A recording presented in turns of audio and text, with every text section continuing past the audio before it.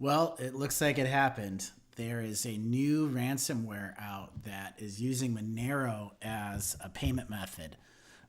So I had a conversation with some guys a while back, and I was putting forth an idea that eventually, there was a ransomware called Crypto Locker, and it was payable in Bitcoin, and it kind of broke new ground. And I was just kind of hypothesizing with some friends, what's going to be the first altcoin that is going to have ransomware programmed for it. So, ransomware gets on somebody's computer and encrypts their files. And then the only way to get their files back is to pay a ransom in a virtual currency. So Crypto Locker used Bitcoin, and now we have a new one called Kirk, with big Star Trek fans evidently, and it uses Monero.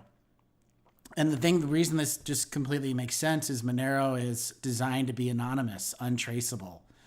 So,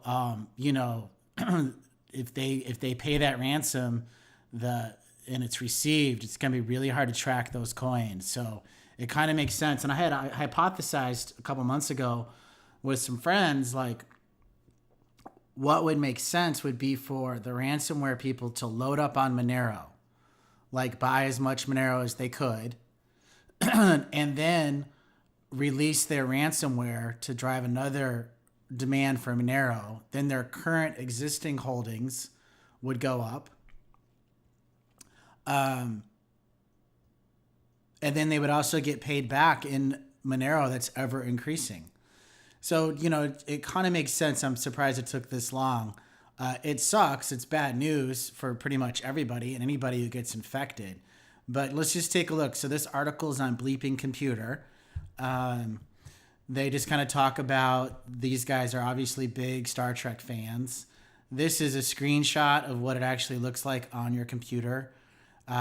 So they did a little ASCII art. Actually, it's pretty good ASCII art, I got to say. And then it just says, Kirk Ransomware. It goes on a little further down here, and it talks about the prices. So it walks you through what to do. Very matter of fact. What's interesting is they have an escalating price payment. So the first 2 days is 50 Monero. 3 to 7 days is 100.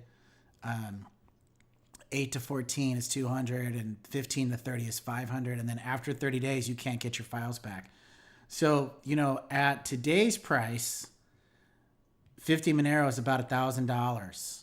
100 is about $2,000. 200 is about $4,000. And 500 is $10,000.